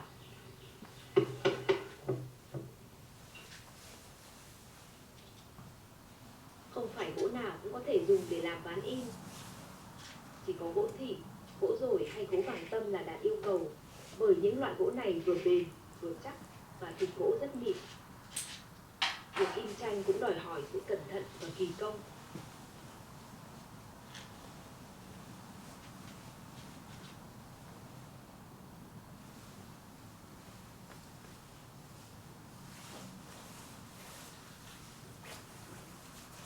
Tranh đồng hồ có bao nhiêu màu thì có bấy nhiêu bản khắc này, và đồng thời là bấy nhiêu lần in. Và đặc điểm các bạn có thể biết một chút từ này, tranh đồng hồ thì bao giờ cũng phải in màu đỏ là màu đầu tiên, và mỗi một ngày ta in được một màu. Ngày hôm nay ta in màu đỏ thì ngày mai khô mình sẽ in được màu xanh, ví dụ như cái màu xanh như thế này.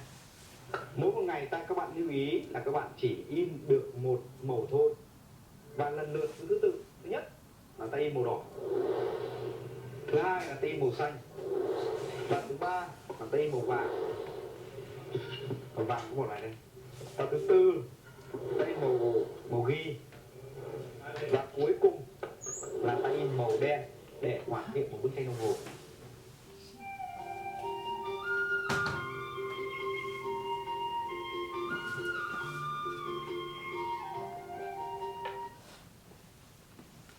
수상인형극 그걸 하는 마을인데요.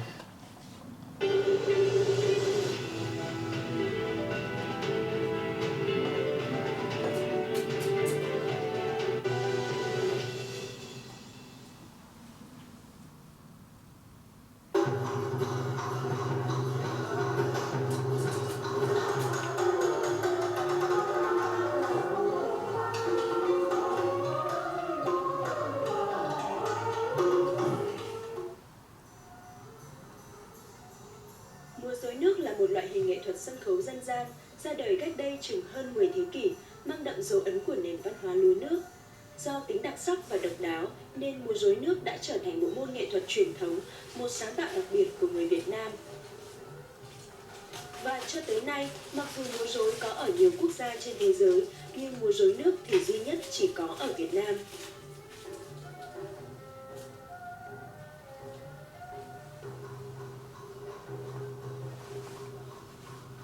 Linh hồn của những con rối được tạo nên bởi chính những nghệ sĩ múa rối nước.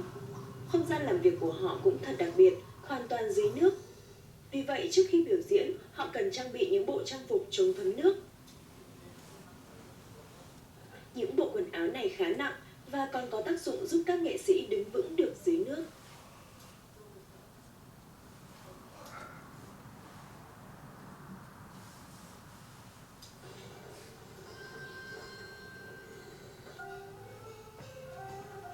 nghệ sĩ múa rối nước Nguyễn Văn Khương ở thành phố Hạ Long đã có gần 20 năm gắn bó với nghề múa rối nước và cũng thấu hiểu những vất vả của nghề này. Những người nghệ sĩ phải thật sự yêu cái nghề múa rối này thì có thể mới làm được. Nó rất là lạnh, giống như mùa này nó lạnh lắm.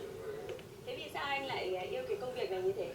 Không biết được tôi xui đẩy mình thế nào, nhưng mà rất là yêu môn nghệ thuật này, tâm huyết với nó lắm. Trời rét, cơ thể là ngã ngâm xuống nước này, cơ thể là thủng và áo mưa này, nhưng mà cơ thể là nó có thủng nhé thì vẫn có thể diễn bình thường, kệ nó ướt. Tất cả mình phải đều chuẩn bị hết những cái đạo cụ, từ những cái dây, từ những con ốc vít, rồi xem những con rối, có thể những cái tay, khớp chân, khớp tay, nên mình phải tất cả phải kiểm tra hết. Nghệ sĩ nào cũng phải kiểm tra trước khi mình biểu diễn. Loại hình múa rối nước thường diễn ra dịp lễ, hội làng, ngày vui, ngày Tết, dùng con rối diễn trò, diễn kịch trên mặt nước. Các màn rối nước thường bắt đầu bằng hình ảnh chú tễu xuất hiện giới thiệu chương trình, sau đó là những hoạt cảnh tái hiện lại hình ảnh sinh hoạt của người dân ở làng quê Việt Nam.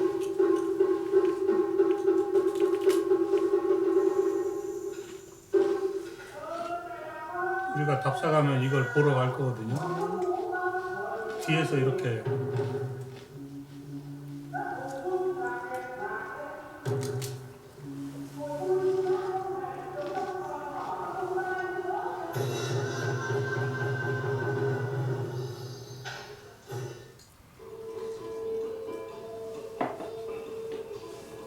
Linh hồn trong động tác của rối do những nghệ sĩ điều khiển con rối quyết định. Công việc này thực sự vất vả và đòi hỏi người nghệ sĩ không chỉ có đôi tay khéo léo, sự phối hợp ăn ý mà cả sự bền sức. Bởi có những con rối nặng tới 40 kg và việc điều khiển không hề đơn giản.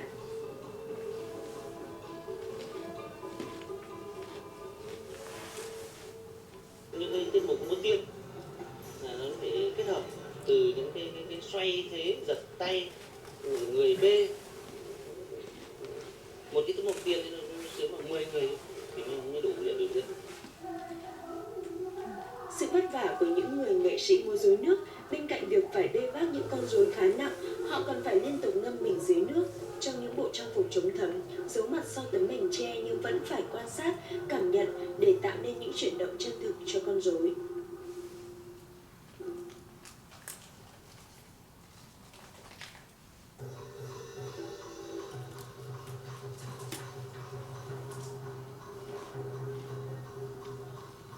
Rối nước còn là bộ môn nghệ thuật mang tính tập thể rất cao, bởi để có được những tiết mục rối sống động là sự kết hợp rất nhuần nhuyễn của tập thể diễn viên và dàn nhạc. Vốn là một nghệ thuật lấy động tác làm ngôn ngữ diễn đạt, rối nước gắn bó với âm nhạc như nghệ thuật múa. Các nghệ nhân múa rối nước dựa theo tiết tấu nhạc mà điều khiển con rối lúc khoan thai, lúc sôi động, giúp gắn kết các tiết mục với nhau. Các bài nhạc được dùng trong múa rối nước thường có tiết tấu rộn ràng, mang đậm hơi thở cuộc sống của làng quê Việt, từ những làn điệu chèo, dân ca Bắc Bộ kết hợp với các nhạc cụ truyền thống dân tộc như trống, đàn bầu, đàn nhị.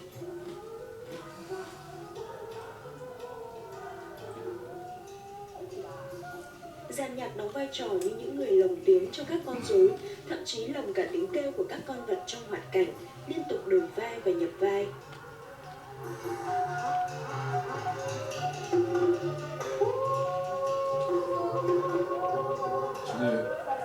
몇 30분 이상 하나요? 1시간 되면 2시간. 여러 가지 이야기거리들이 있어요.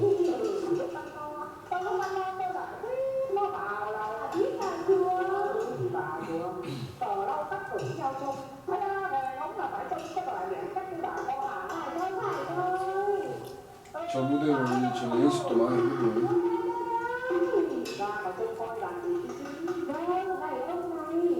지금은 이제 공연하지만 원래는 마을에서 농한기가 되면 북부에서 2번 이기작을 하니까 주로 설날쯤에 Mừng trò rối nước hay thủy đình 모여서 이제 동네 사람들끼리 노느라고. vùng nông thôn Việt Nam. Yếu tố độc đáo của rối nước là sử dụng mặt nước làm sân khấu để con rối diễn trò, đóng kịch. Mặt nước cũng chính là một yếu tố giúp che đi những đạo cụ trong rối nước, khiến những con rối có thể thoát ẩn, thoát hiện rất tự nhiên và ngộ nghĩnh. Và qua bàn tay của những nghệ sĩ múa rối nước, những con rối đã trở thành những nhân vật sống động, hài hước, mang hồn quê 한국 và 사람들이 많이 가서 어떨지 모르겠는데 대체로 그냥 보고만 있어도 대강 이해가 돼요. 이렇게 뭐. 아 저기 나와 있다.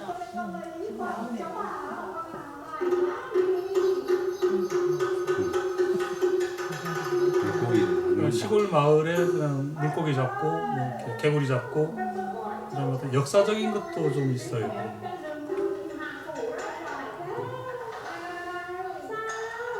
혹시 저분들이 해외 공연도 보나요?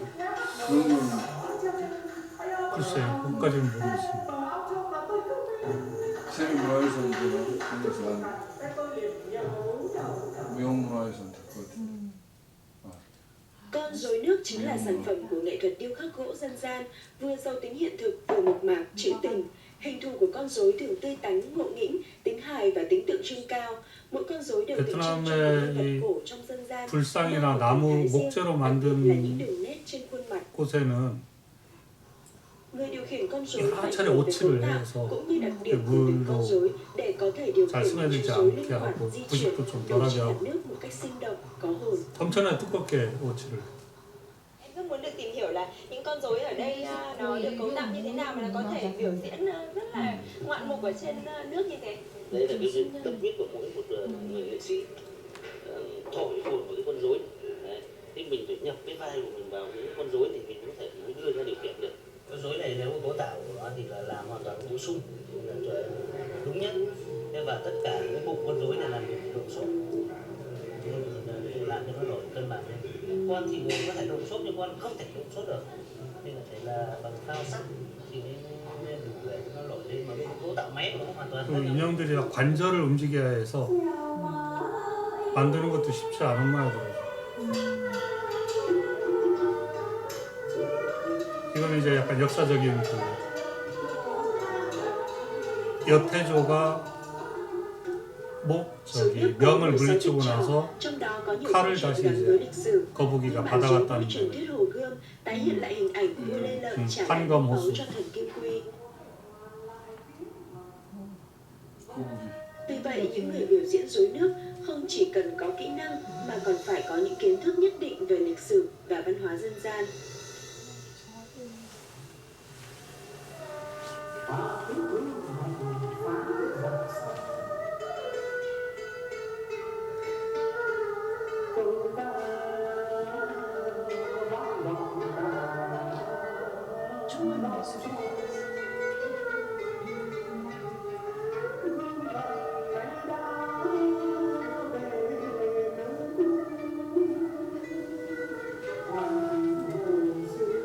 오늘 강의는 이걸로 마치겠습니다. 아, 예. 공연을 보면서 수고하셨습니다. 벌써 9시가 됐어요. Phải phục vụ vào buổi tối, những ngày nghỉ, thậm chí lễ Tết. Đó cũng là một sự hy sinh không nhỏ của các nghệ sĩ múa rối nước.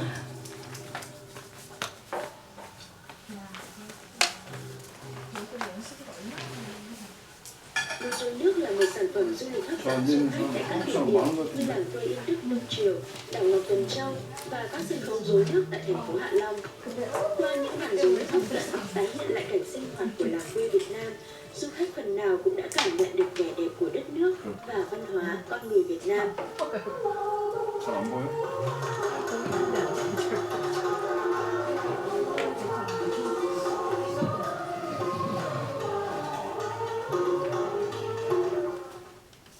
하악기, 현악기, 소리,